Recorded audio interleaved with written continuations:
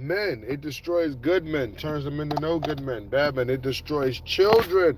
The female ego definitely destroys children. It makes it makes children hate their dads. For an example, if I needed to give an example, it destroys homes. The female ego is specially designed to destroy homes because of the first two reasons I just said.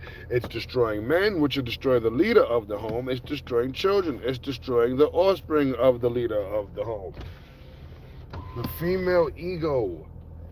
Men have a big ego. Now let's not sugarcoat. Let's not act like I'm putting all the blame on women here. You know what I'm saying? I'm very fair. I'm very impartial. I don't blame one side ever because it takes two to make any big bang happen. So, men have a big ego, of course. We know that. That's a given. Men do a lot of stuff out of pride, of course. We know that. That's a given. Men do a lot of stuff for women and to women and because of women out of ego and pride. Yes, of course. We know that. And what goes unspoken about is female ego. Female ego, if it doesn't match, there's only two ways to describe the female ego in this situation. Either it matches the high male ego or it surpasses it. There's no it's beneath it. Yeah, yeah. You putting yourself behind the eight ball if you believe that the male ego is more aggressive and more protruding than the female ego, especially females without kids, because I'm starting to discern that females without kids, all females have maternal instinct, especially females that are around kids, have younger siblings and all stuff like that. The maternal instinct is honed in them and it grows in them. And the ones who don't have kids, their maternal instinct feeds their ego. Oh no, I just not it's like the thing like people didn't understand the term I'm a woman. Just, oh, how did you know I'm a woman? It was really the maternal instinct, right? Because they all have it. It doesn't suppress until they go a long time in their life without ever having kid. Then the female ego is gone because then it's like then the maternal instinct is gone because they never then you'll notice that their survival instincts either go really high or really low. You understand? Them females who don't have kids, either they pick a lot of good guys, and it just happens so that them good guys wasn't trying to fuck up their life with having a kid, and they knew they had a good woman, so they used her and they got up out of there before they needed to have a kid, or either or them women always be with bad dudes who the women who end up without kids, or they be bad dudes and they just can't see it because they just feeling for love and companionship. But because of the female ego, the latter of those women will never admit to that. Because of the female ego, the former of the woman probably won't admit to that. When they do admit to it, it's going to be in a way to make themselves look good. But I mean, that only happened to me because I'm a good woman. That only got me, and it's not that. The female ego ruins conversation. Yushi, what's good? Hi, good morning. What time is it where you from, Yushi? It's it's almost 9:30 in New York City. Where you from, Yushi? The female ego allows women to admit to things in a way that makes them blame you, blame someone else, or make them look stronger. You know what I'm saying? Pardon the noise. Like if a man and a woman, if a man and his woman are having an argument, first of all, the thing about being in relationships and relationship situations and stuff like that is women gotta understand that the man is it's not what he says goes, and his word is the golden word of the world. And when he's talking, she got to shut up. And it's not that at all. I don't want that to even be an epithet of this conversation because I don't know you on that type of stuff. No, no, no. And it's not so equal that when he's talking, you can keep yelling. It's not a parent child respect, but it's a male female respect.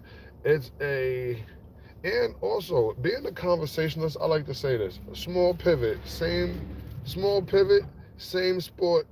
I mean, same technique, different sport. Small pivot, same technique, different sport.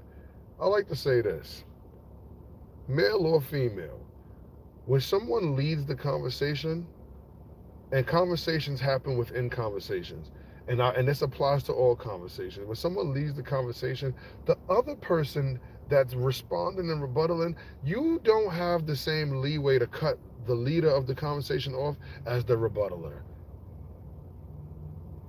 Now, during the conversation, if the person who led the conversation makes a statement, and then the rebuttaler rebuttals the statement, and when the rebuttaler rebuttals the statement, it sets off a sub conversation that the rebuttaler leads. The leader of the first conversation, the same rules apply. You can't cut that person off more than they led this conversation. But what you can do is say, no. We're not talking about this. We're talking about the original topic we're talking about. I understand all that, and we can finish that after the original topic because that's your topic. Let's talk about my topic first that we was originally on, and then get to your topic because that's what's only fair. Let's deal with the dockets the way they came in the queue. I understand that, and I respect that. But conversation is like puppies in a box. This is why I say the female ego is very dangerous. It destroys men, it destroys children, it destroys homes, it destroys relationships, it destroys conversation, it destroys friendships. The female ego, yes. I'm gonna tell you why. Because conversation is like puppies in a box. Especially conversation between a male and a female. Him and her being in any sort of dealings with each other. Physically, intimately, all that shit, right? So boom, puppies in a box. When somebody go to pet them, they all jumping over each other to get petted and to get picked, but they all love each other. I like your hat, thank you. Are you rolling a blunt? Aha! 823, and I'm from Mississippi. Are you from Mississippi? MISSIPPI. MI, quick letter I, quick letter I, hook letter I. He says, so boom, shut up. All right, boom. As soon as you say boom, I say boom. So boom, that's a New York thing. We be like so boom when we talk. So boom, because if you get out of line, I'm like boom. I'm just saying, you crazy talking crazy. Don't get boomed. Just saying. So the female ego ruins a lot. The female ego ruins a lot, and I'm gonna tell you how. Real simply, real easily. A man and a female, when a man that's involved with each other, it should be some sort of respect or some sort of, you know what I'm saying, just some sort of leadership respect there, or whatever the case. Maybe there's not, but because everything's not the same, right? So puppies in a box, they hop over each other, they push each other out the way. They love each other just as much. There's no love lost. There's no harm done. No foul. I still love you. We just in the moment right now, and that's how it should be in conversation. If I jump over you in conversation, just correct me so that I can. If you jump over me, let me correct you. If when men and women are arguing, the female ego kicks in so much that females start yelling. Oh no, I have to be heard, just like you. Females have a smaller, lesser voice than males. We have a deep voice. We could go baritone. Men, we could start talking like this. We could even add more depth to our voice and all that. Women can't get like this. I can talk low like this and still make a woman feel like I'm talking to her in a way where my voice is just too strong and I'm not even yelling. And her rebuttal is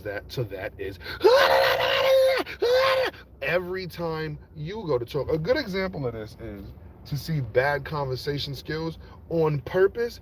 Darrell Brooks, not to give him shine, but I can't take his shine away when America gave him shine. YouTube made Darrell Brooks dance. YouTube made Darrell Brooks famous, so who am I not to bring his name up? Darrell Brooks used to wait until Judge DeRoe was about to talk to start talking. Every freaking single time he was looking at her, he was, but what, and he was stopping when she would stop to let him talk, and then he would stop as if he was going to let her talk, and then when she would talk, he would talk. That is the female ego. Darrell Brooks showed a huge embodiment of it. When you're having a dialect, a conversation, a back and forth, a heated debate, even an argument, as you say, the female starts to yell. Every time you speak, they acting like what they're saying is so important. But what females see with people full of ego, the arrogant people never realize that shiesty people. Now, if I had to categorize myself, I would say growing up in life, I was very, very arrogant, and I kept getting took by the shiesty people. And I felt that because the shiesty people was pussy and I'm tough. How is this happening? Then I realized you're getting took because you're arrogant. Your ego.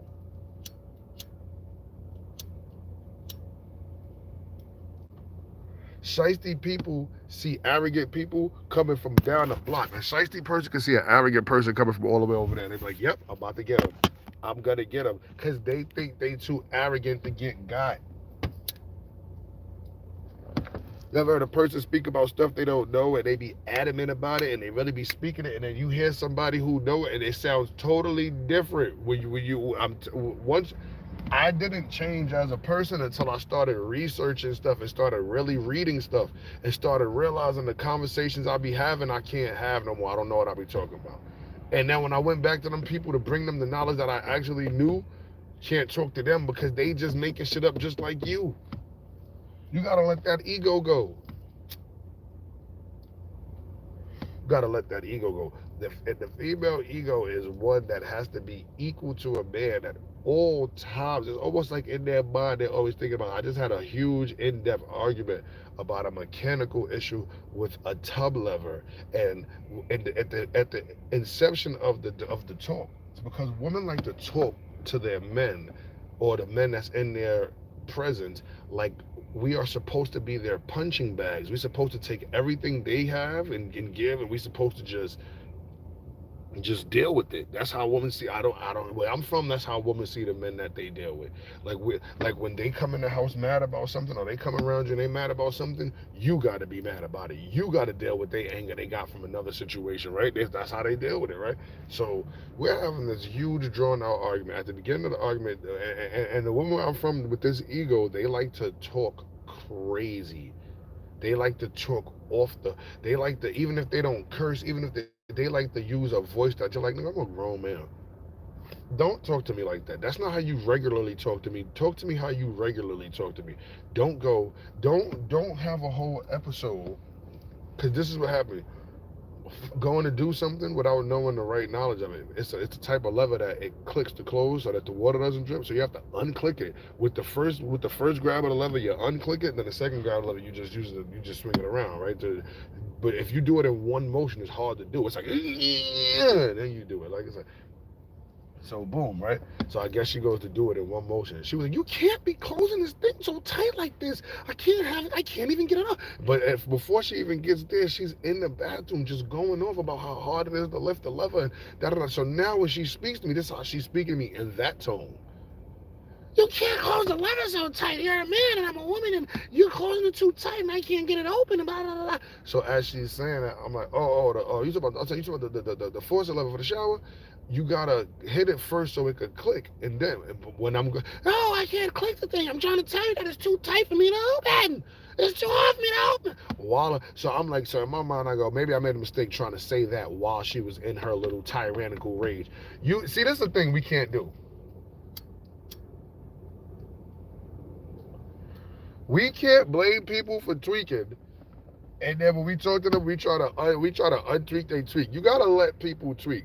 So even if you feel a little offended, I felt a little offended, but that was my first thought. Like, before I jumped into the conversation as an argument, because now I got to make you hear me. Now I'm about to match fire with fire like a dumbass, and we're going to burn the block down. So you're tweaking. I go, oh, that's the faucet lever thing, right? Like, oh, but I can't open it. Because, see, now you're not even listening to me. I'm addressing what you're saying. I'm acknowledging what you're saying. And I'm trying to, now we're about to settle it. But instead, you want to, that ego and that anger has taken control. And now you're yelling. I'm trying to get the door open, but the door won't open. I'm about to start another one.